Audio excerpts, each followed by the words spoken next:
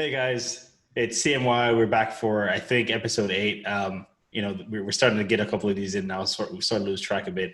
I'm here with Christian and Yanil. I'm Mark. Today we're going to cover a couple topics that we were chatting about offline.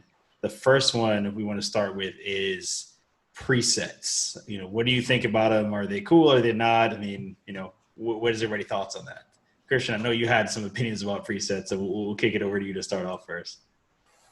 I've definitely bought other photographers' presets before, several times, many times actually. I think it's this constant struggle of like you see someone's work or you see the preset on other photos that aren't yours, and you're like, oh, this could work for the kind of like look that I'm going for. Um, and so I think as I've progressed as a photographer, the less I've bought presets, because I think I'm starting to realize that no matter what preset I buy, I end up building my own anyway, like from scratch basically. So like I'll take ideas from a preset, but most of the time I won't even use the actual, um, you know, the actual parameters from the preset. Sorry, I forgot the word. Um, so yeah, it's just something that it's totally stylistic, and I don't think that there's anything wrong with them on the consumer side. If it's something that you like and it's a look that you're going for, I just personally have found that building your own preset, I think, ends up looking more unique, even if you build it off of someone else's preset, I guess.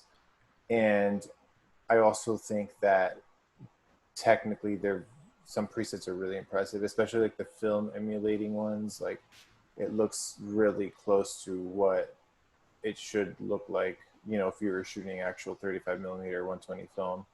I think Maston Labs does a great job, but other companies have done really, really great jobs and that I've seen. You were looking at one, or you were showing us one, Mark, that was like a Portra 400 preset, right? Yeah, it's funny you mention that because I don't think I've ever purchased any. I may have, probably a few a while back. But what I was talking about last time was, I shoot Fuji as well as Leica. So the Fujis have a lot of customizations you can do in camera for their JPEG processing. So it was actually a recipe to emulate Portra 400 right in camera with the JPEGs because you have, tone curve control, obviously white balance and, saturation, a number of other things within the camera. So there's a website called Fuji X Weekly, I think. And the guy who runs it, I forget his name now, he, basically goes through and, creates these, in the Fuji world, they call them recipes or simulations, right, for different film stocks. So there's a couple of popular ones like the, obviously Portrait 100. There's a Kodachrome 64 that he has that was actually pretty good. I really like that one too. Oh wow. Yeah, I mean, So wait, let me ask you you got to something. use them So in good light. I'll tell you that you much though. okay, but you have to, when you use them on the camera, you can, like, in the EVF, you can see that film Yeah, emulation in yeah, your photo. yeah, That's pretty cool. yeah. So you shoot it like you see Damn it, like that. We're gonna. He's gonna get a Fuji soon. Watch. Nah, no, because my wife just simply won't let me buy any cameras. You could buy it from a It's store as in easy as Germany. that. Yeah, so that's again, it's not a preset because it's really just settings you plug in. I mean, it's not, there's not a lot of customization to it. But I really like it for the Fuji. So actually one of the fun things about shooting with Fuji is especially the X100 because, they have all these film simulations as good bases that you can start with, and you just go wild tweaking that, to your liking, right? Like, I know Yanil loves classic chrome, for instance, on the Fujis. I don't like the shadows being so dark. So I tend to like, okay, pull out some of the shadows or brighten up the shadows a bit, add a little bit more saturation, but it still has the color profile of classic chrome and what it does with like, reds and browns and even blues to some extent. So there's a lot of flexibility there. So I really like the Fuji. Again, it's not a preset, but the closest thing on the Fuji. So Yeah. Got you. That's pretty. It's pretty nifty. I like that. So I'd like to do that. I'd like to try it. for presets, I've never actually bought any, even though I do have all the Visco ones. Mm-hmm. But I never really got into them because I think the idea of having like the Visc or the Master Apps presets are cool if you pick one and you use that preset on every single photo you pretty much ever take or like an entire set. But I'll go through like 10 photos I take on one day and put 10 different presets on it. Like that's not the way film works. You're not going to shoot 10 different film stocks in one sitting, like in one outing. So Yeah. I've never really I liked it agree. because I my agree to a images, certain extent. like I want my, I think it's cool to have like a preset that you use for your images to have continuity. But if every single one is different from the previous one, you're just Yeah. sitting there like an Instagram hitting presets basically. It's, Yeah, Yeah. I think that consistency is absolutely important in your work. Um, and for like to put together a nice like profile of or maybe profile is not the word, but like a portfolio. portfolio. Yeah. Um, there's a photographer that I follow that I'm a huge fan of. Her username on Instagram is Cat and NYC. I think her name is Kat Erlin. She's a fashion portrait photographer. And dude, if you look at her Instagram, it's crazy because none of the photos are aesthetically alike in any way other than it's like they have something that you can tell it's hers. But in terms of editing and what you would think would be like a preset as a photographer, they look nothing alike, and it's kind of crazy because you're like, there's just no way that this and this have the same parameters. You know what I mean? Um, yeah, I don't know. So that goes back to me saying like maybe creating your own, if even if it's just a base to work off of, and then going from there. Adjusting the parameters from there, maybe just like the HSL, obviously exposure and stuff, but I don't know. It's a crazy world because I know a lot of people are making a lot of money doing this. So as a photographer, it definitely makes you think business wise. Like, is this something that I want to do? Do I want to build some presets on my own, and then people that like my work, can use it on? You can. I mean, I've seen photographers even make it into like a preset that you can install onto like Instagram stories so that Yeah. you have like presets on Instagram stories. Um, Actually, I saw Monaris did that. That's where I first saw that idea, and I was like, that is a genius idea. Like that's amazing. And she has awesome work in presets too. So, dude, it's really just a personal preference, I guess. It's I'm okay with people using presets. Like if you're starting off, especially buy presets, see what they do to your photos. Open it up, see what sliders moved around, see what changed. Why does that photo look the way it looks? And until you learn how to actually edit your own photos, that's fine. Use those. And as you start learning, you could either modify that preset or build your own. I actually use pretty much the same preset for every single photo I take, whether it's street photography or even my travel stuff. I just tweak it. And I actually stole it from a photographer I really like called Ted Gushu. I use Pixelpeeper.io. It's like a website that you put somebody's JPEG in, and it strips out the metadata and it finds exactly what Lightroom settings this person used. So I did that. I took it. It looks amazing on cars, but it makes people look extremely orange. So I started desaturating and moving sliders around, and I got the look I like. Then when I went to like the trip to like the Grand Canyon and Utah and all that stuff, it's the same exact preset that I use for my street photography. I just brought up the saturation a bit, tweaked a little bit of clarity, moved a few sliders around, and it looks amazing for landscape mountain scenes. Okay. And so all my work, whether it's travel, street photography, or whatnot, looks the same, Yeah, and there's it's based on consistency, somebody else's preset, but it looks nothing like his photos. of So course. so I now mean, it's at my the end of preset. the day, like the content is what really matters here. Like the actual photo itself, the raw image. If that's not good, I Yeah. mean, you can Preset's not going to you help can it. editing is incredible, man. You can do really incredible stuff, and you can definitely save photos.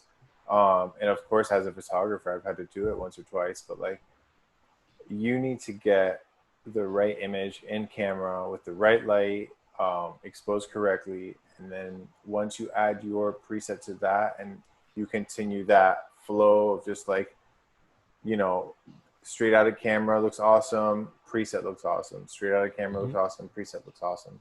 Because like you can play with presets all day long, but if you have shitty light and you're not taking a very interesting picture, no matter what preset you put on it, it's going to be whack.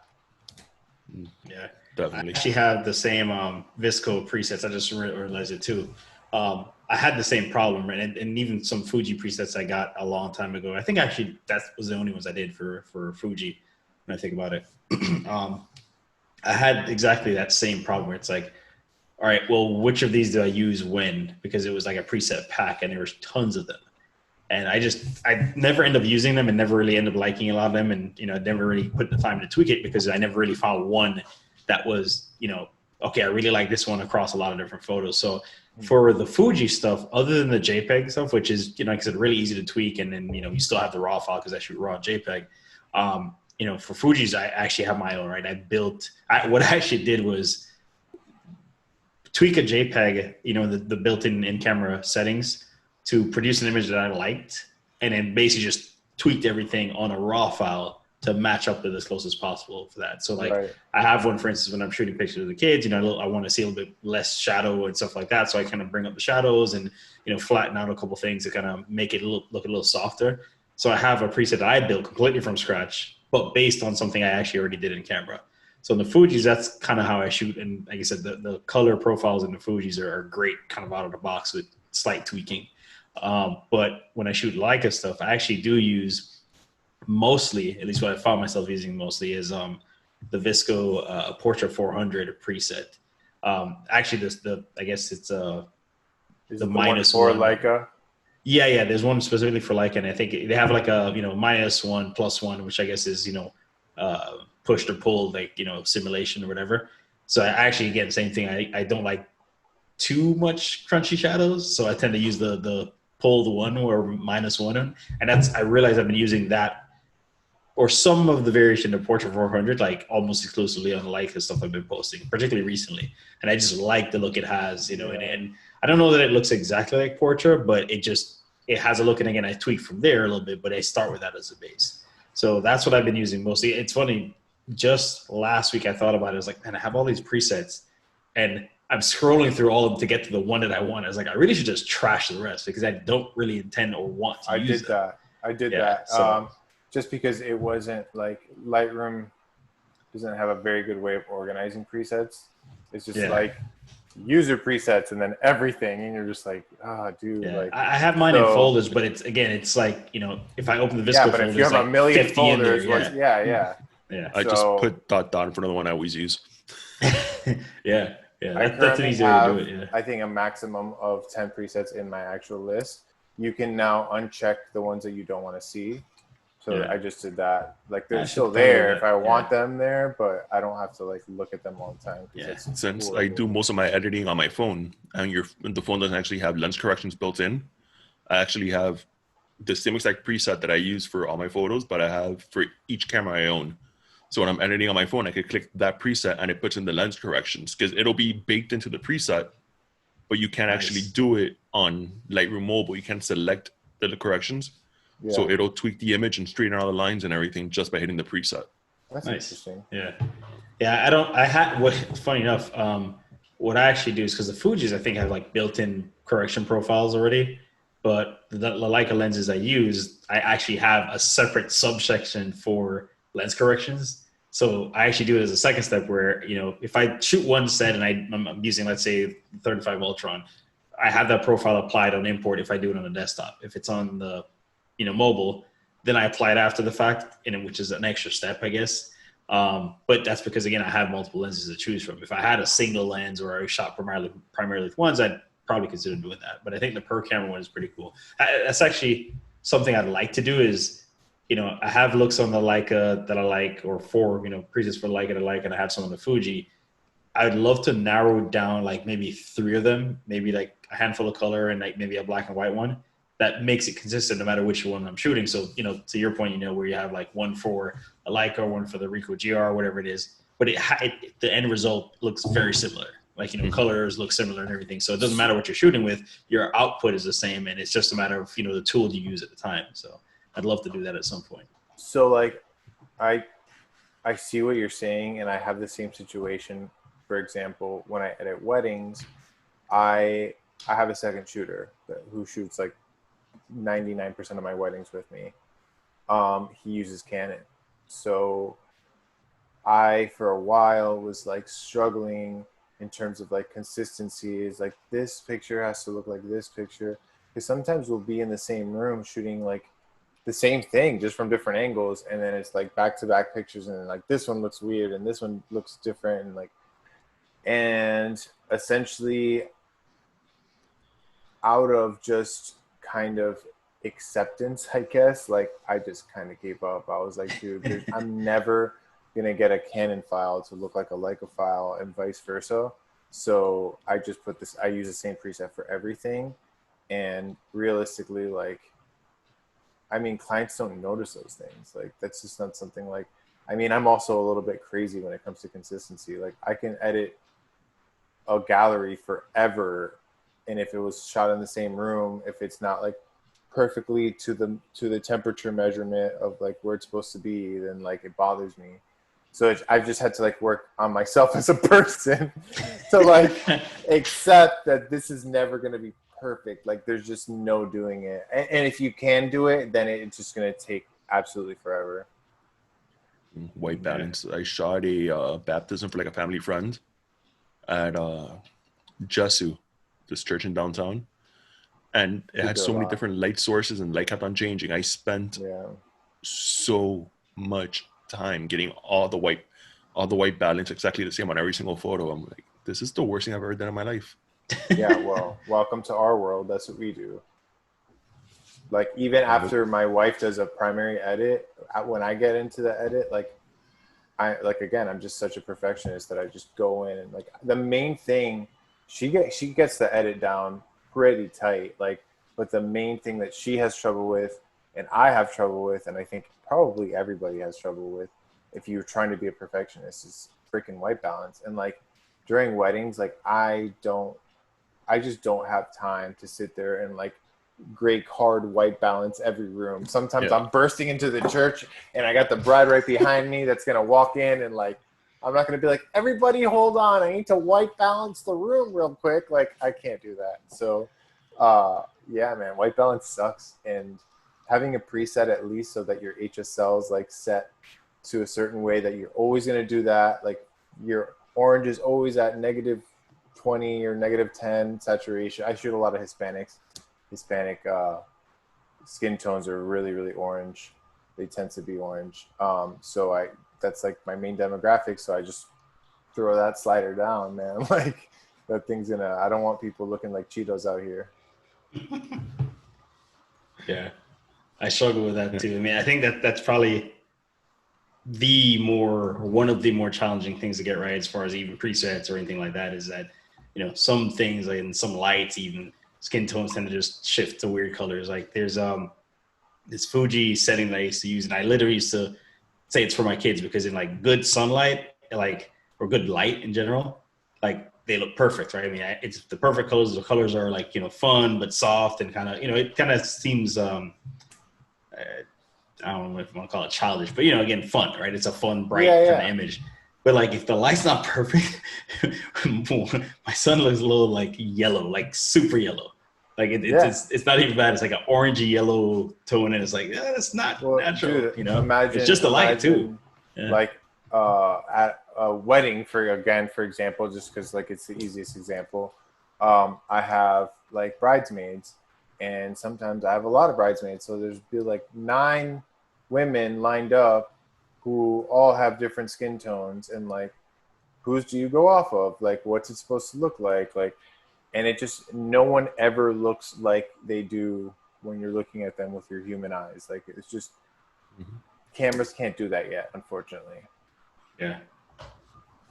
Because, it actually reminds me of when I first was shooting Sony stuff.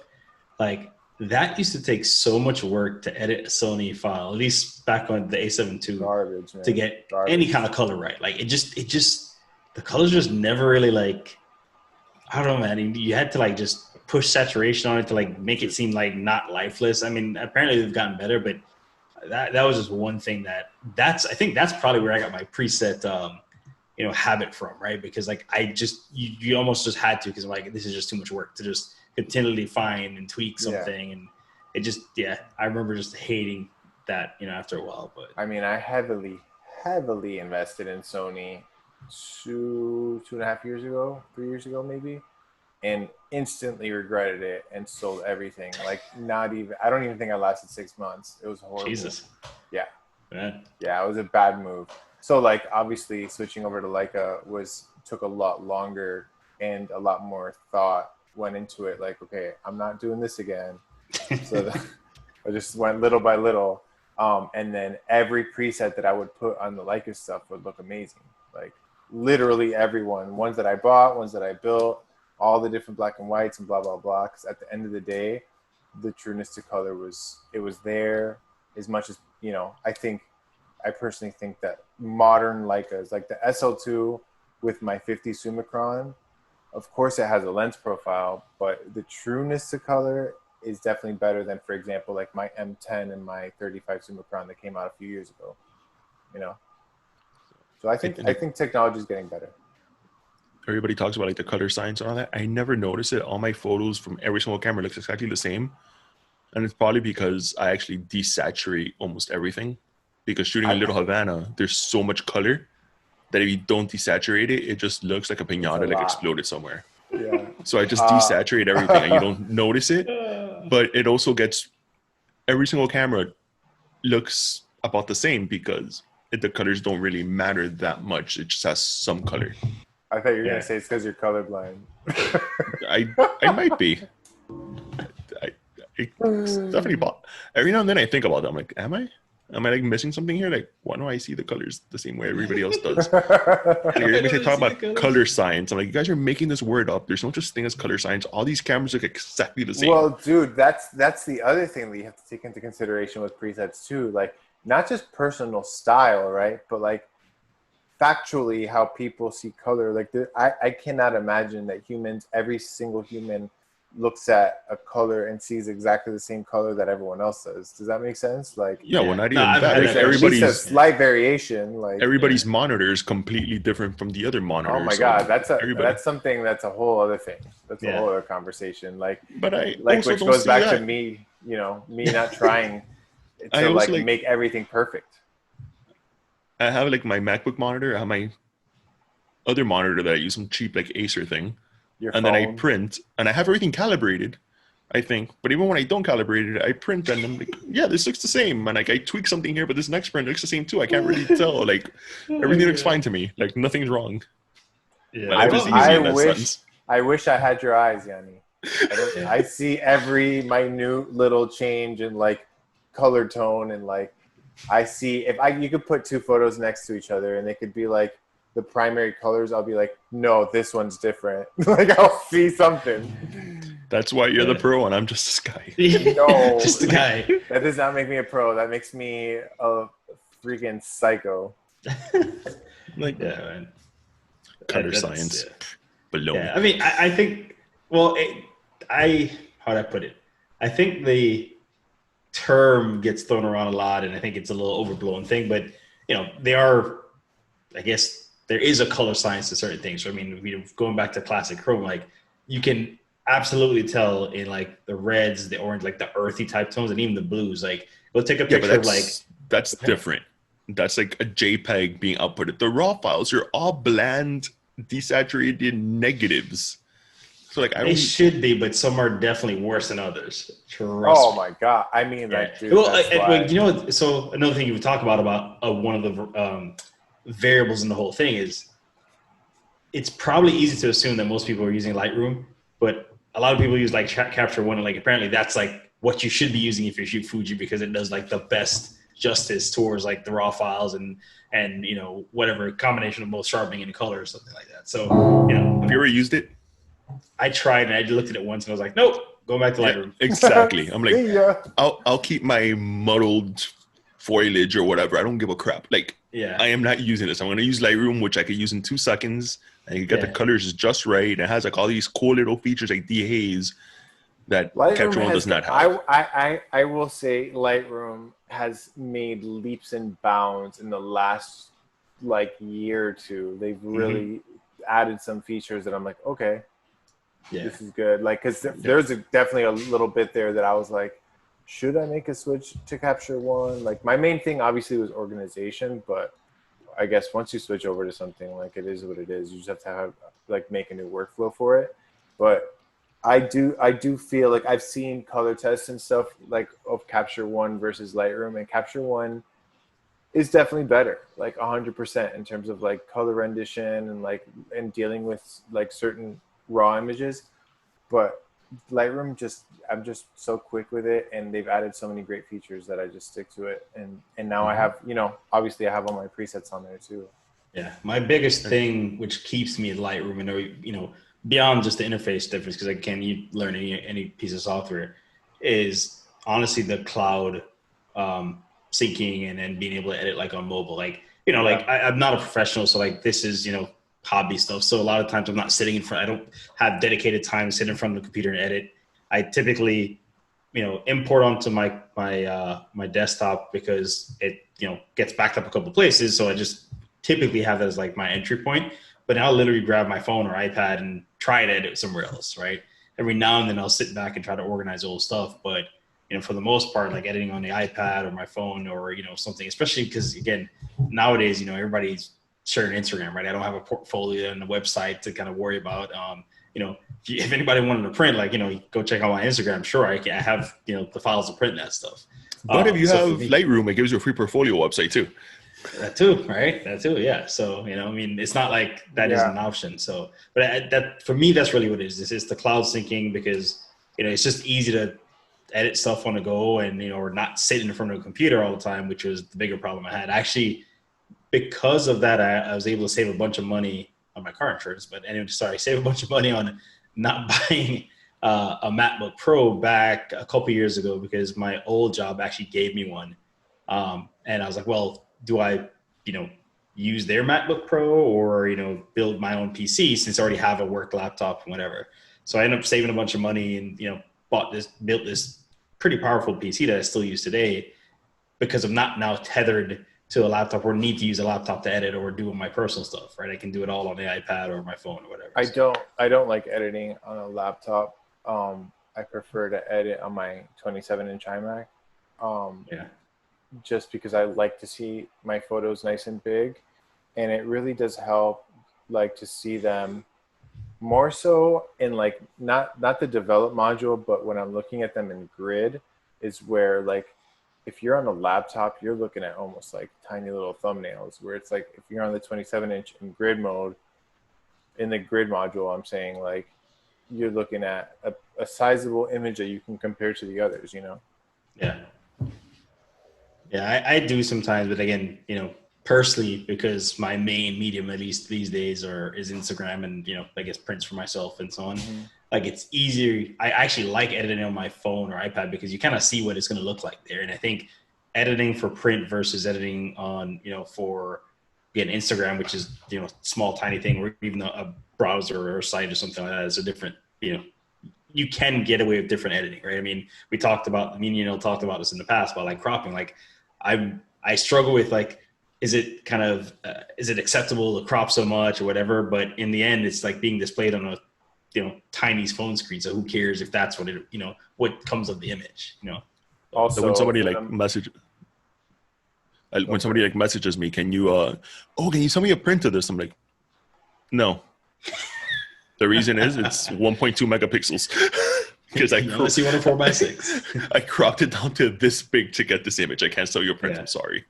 Yeah, I don't do a lot of cropping almost ever actually. The only cropping I do is when I'm shooting with my Q or Q2 and I put it on the 35 millimeter frame lines instead of the 28, but that's already cropping in camera. So it's like, I don't consider cropping. I'm technically cropping the raw file. Exactly. Yeah, exactly.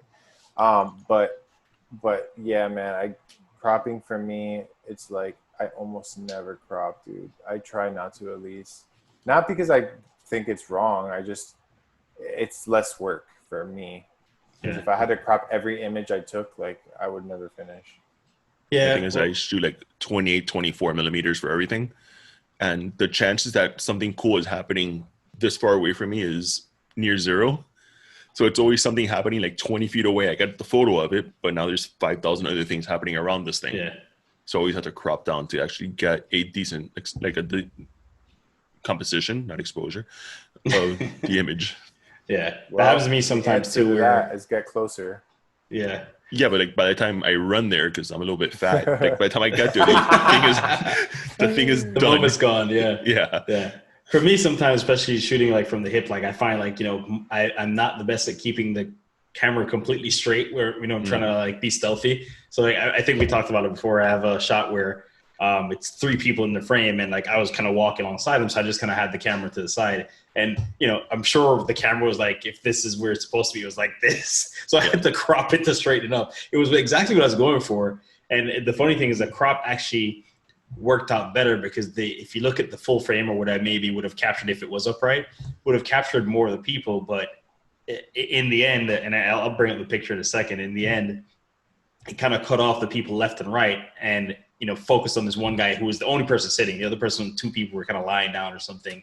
And it kind of made the picture look a bit better, at least to me, because it had this guy with sunglasses in the middle. So I don't know. Sometimes it works out. I mean, again, I think as long as you're not trying to make, something out of nothing, like saying, oh, well, I really intended to shoot something else, but let me crop this other piece of the photo here. Then, it's a Yeah. little bit more genuine that way, because I think, especially shooting street where things are spontaneous, you don't, necessarily have all the time in the world to react, or again, things could be happening a little far away from you. As long as it's presentable and, being, your intentions are right, I think it's fine. I mean, I think like the best is when I get two photos out of one photo. That's some cropping. that's There you go. I can't shoot like that though. Like I don't know. I think being primarily like I started as an event photographer, so I always was like right up on people, and then my street work, like I try not to get in people's like personal space. Like I'm not gonna stick a camera like directly in your face like Bruce Weber did, but I definitely get close to people, and I definitely shoot people from as close that I'm not like within arm's reach, but maybe right there, like arm's reach, and you're directly in front of me. Yeah. I don't care. Like I've shot some fashion stuff. I did some fashion stuff in New York, and like it was a fashion event kind of situation, and I just shot it in people's faces, and like some of them kind of look at you bad and like, or who the hell is this guy taking a picture of me or whatever.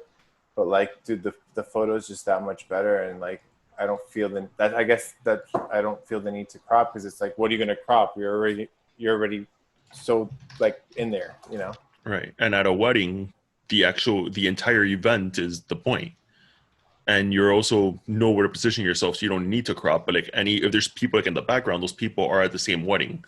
It's not like a random person just walking through your scene. Right, exactly. I mean, I at least I hope I've gotten much better in terms of composition too at weddings, and I shoot it as I'm shooting street now. Like, and that was something that is a conversation for another day. But essentially, there was a switch that flipped in my head, like that I just started seeing differently, you know. So if you guys can see, this is the photo I was talking about. And I actually just want to share it to show how much the cropping was. So here's the original photo, what ended up happening, right? So it cut off this person, kind of cut off this person to the left, the two people to the left. But, in the end, the kind of focus on this was, kind of this person lying down is looking up, and it actually brought the focus more into what she was doing than the rest of her body. And, this guy, I don't think it made a big difference in to cut off his arm here, because this guy in the middle was just kind of looking dead at me as I was walking by. But, again, to show you, because this is exactly the scene I wanted to get, right? But, clearly you can see how it tilted the camera a bit. So can you reset that for a second? Yeah. I just want to see what it looks like. Yeah. There it is. Yeah. I don't hate that picture like that, dude. Like I know it sounds kind of crazy, but like, yeah, I don't hate it like that. That Dutch angle's a little too intense. Yeah, that's the thing. It's a little too much for me. So so guys, let's wrap up, but I definitely want everyone to like and subscribe, please. we're still building this channel, so that'll help us a lot. And if you have any thoughts on what we spoke about, any questions, let us know. Leave it in the comments below if you're on YouTube, obviously. And we'll see you guys next week. Cool. Take care, guys. One last thing. I'm going to the Keys this weekend.